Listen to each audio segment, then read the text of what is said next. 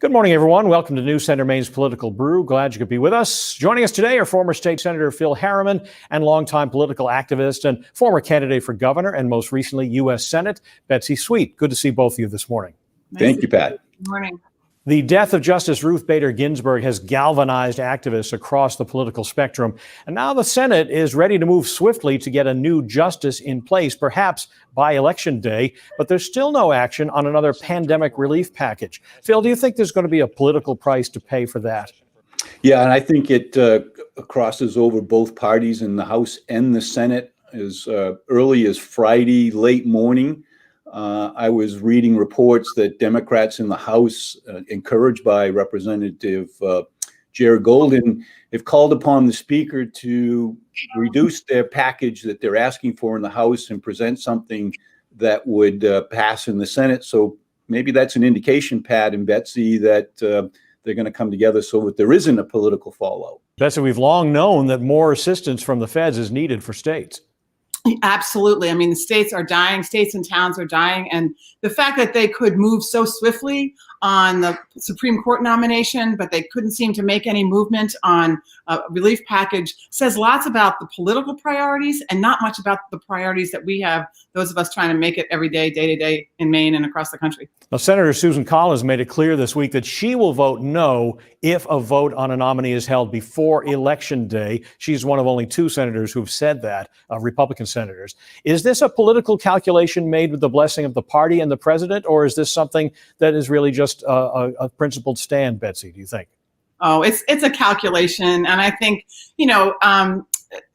we won't be fooled twice, that she did this with Kavanaugh. She's strung it out for a long time. And I think the reality is that if they need her vote, she will be there. If they don't need their vote, they'll let her do whatever she can. What I want her to do, though, is using her seniority that Phil has talked about and she has talked about, that she has so much power as such a senior member of the Senate.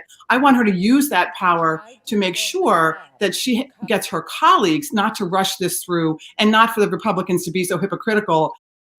Phil, what do you think of Senator Collins' stand here? Well, I actually see it very differently than Betsy. I think she has demonstrated yet once again that she's willing to take the heat and make the call that she feels is right.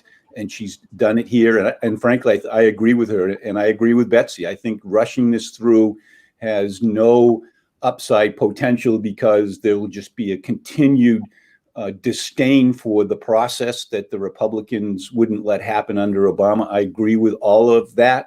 And if Trump is reelected, it's going to happen anyway. So I think Susan Collins has made the right decision. And staying on Senator Collins' reelection bid, if voters are unhappy with the way Majority Leader Mitch McConnell is running the Senate, is Susan Collins vulnerable here? Are voters going to look at McConnell's actions and decide that Collins has to go to help get rid of him, Phil?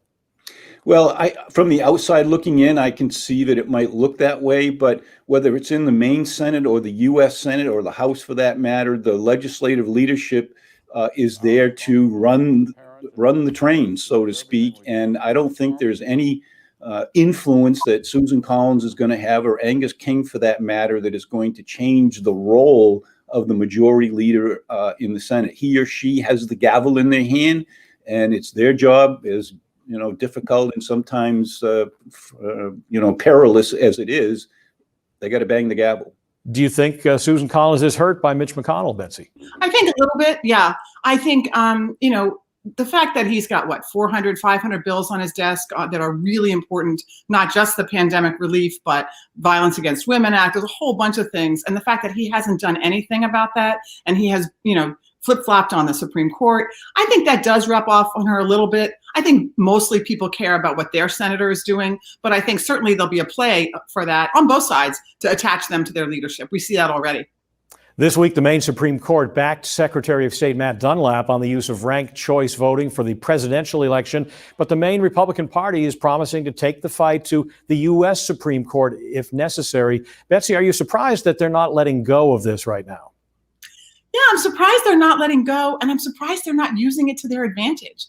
Ranked choice voting does not benefit one party or the other in particular. And they could be actually spending that time and those resources really using it to expand their party, to allow people to run, to bring in the Republican case, the more moderate wing of the party, to give those folks a chance to actually run and win. So I don't know why they're not using ranked choice voting. You know, I helped pass that in the beginning, and it was a very bipartisan effort. So this is a little surprising to me, and I think it's going to hurt them.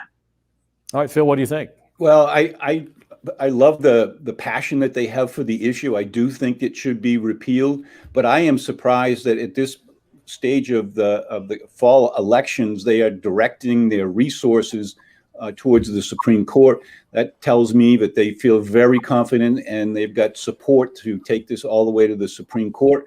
It'll be interesting to see if the Maine Supreme Court actually issues a stay so that they can have this opportunity to be heard. This past week, the Bangor Daily News reported that Melanie Sachs, the Democratic candidate for Maine House in Freeport, fostered a hostile and abusive workplace at a sexual assault agency. And this was based on interviews the reporters did with 7 former employees at the agency. Now the Maine Republican Party is seizing on this and demanding that Sarah Gideon, who is the Speaker and the U.S. Senate candidate, call on Sachs to drop out of the race. Betsy, are they right? You know, I think, first of all, I'm sorry for the people who are going through this. And I think it's a hard, you know, all that workplace stuff is very hard. I think this is a cheap shot by the Republicans. I think that, you know, this didn't come forward until just about a week ago. And so I think that the voters of Freeport will be able to figure this out. And I think that those workers should get redress, and the voters of Freeport should actually take a hard look at this and see what they want. But to make this a thing about Sarah Gideon is just part of a campaign around the Senate. They're nervous about this Senate race because it's so close. And I think that this is not where it is. And there's plenty of people on the other side that the Democrats could grab hold of. Larry Lockman coming to mind, first of all, that could grab hold of. I don't think this is what politics should be about. We should be about what we're for and what we're doing, and let the voters decide. But Phil, in terms of this race, the Republican Party already has a narrative of Sarah Gideon being slow to demand a legislator step down a couple of years ago. Yeah, and I get the the psychology of the campaigning, but I think in this instance, this is a candidate who wants to be elected to the Maine legislature. That's not Sarah Gideon's role to call that winner or loser. The story obviously appears to have credibility. It's not a he said or a she said. There's 7 people who have corroborated the story. I think the fact that it was publicized is probably appropriate, and it's up to the voters of Freeport to decide who's going to represent them. Now, more than 230,000 Mainers have requested absentee ballots already for November. And polls show nationally far more Democrats than Republicans indicate that they will vote absentee. Phil, why do you think that is, and what would be the likely impact? Well, I think there's 2. One is the disdain there is towards President Trump. People who want him out of office can't vote fast enough, and if they can do it by mail-in or absentee, so be it. I got my vote in, and it's going to count. But I think you have to wait until after the election. You may be surprised to find how many people actually want to get in their cars and drive to a polling place and cast their vote. And that's going to me be the real determining factor of how this election goes, is how many people actually care enough on election day to make sure they go vote. Betsy, do you think it just means Democrats are simply more energized this year? You know, yeah, I think I agree with Phil. I think that there are a lot of people who are like, we can't wait for this guy to get out of there, and I'm going to do it as fast as I can, and I don't want to wait. And I think with the whole issue around the Postal Service and the delays and, you know, drop boxes and stuff, people are really making sure that they can get their absentee ballot and get them in fast enough, with the fear of COVID as well. But I think it's right. I think we're going to see a huge turnout on both sides. And but I think that I think there are still a lot of people who are going to want to go to the polls on election day, because a lot can happen. You know, we've seen that in Maine. A lot can happen in the next 5 weeks, 6 weeks. Of course, absentee and mail-in ballots are one of the reasons President Trump continues to raise doubts about the integrity of the upcoming election. He won't directly commit to a peaceful transfer of power if he loses on November 3rd. Now, that's a remarkable thing from a sitting president. But Betsy, is this just another distraction from Donald Trump? You know, I think it's more worrisome than it being a distraction. It is definitely a distraction. But really think about what it says about his view of democracy. like to not say, and now we see every Republican senator and congressperson saying, of course there'll be a peaceful transition. It is his disdain for democracy that is just extraordinary, actually. And this, he said it in the last election as well. But this time it looks like there's so many pieces to this puzzle. I think it is a distraction, but I think it's a very serious issue that we all should be paying a lot of attention to, because it moves us very far away from democracy.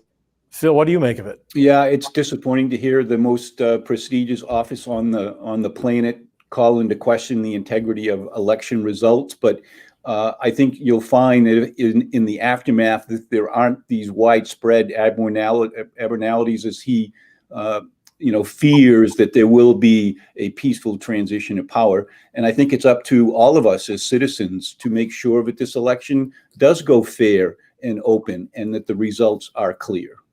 All right. Before we wrap up, Phil, I want to hear your winners and losers in politics this week. Oh, thank you, Pat. My loser of the week is the people of Louisville who've gone out and rioted after the Attorney General put forward these police officers in front of a grand jury, a jury of their peers who decided not to indict them. Totally inappropriate in my view. The winner of the week, and sadly the winner of the week, is Ruth Bader Ginsburg. Her service to America and the inspiration she has been to everyone, especially women. We're all winners because of her. And Betsy? Well, big love to Ruth Bader Ginsburg, but my loser of the week is Donald Trump and our democracy, because he has said and reiterated again that he will not commit to a peaceful transfer of power. And the winner is the opposite side of that, which is the inspiration and the impetus to go vote. I think because of that, because of Ruth Bader Ginsburg, the Supreme Court, and because of Breonna Taylor, I think people are more energized and excited to vote, and we're going to see a huge turnout. And I think democracy wins in that case. Betsy Sweet, Phil Harriman, thanks for your time. You're We welcome. thank you for joining us on Political Brew. We'll see you next time. News Center Maine is back after this.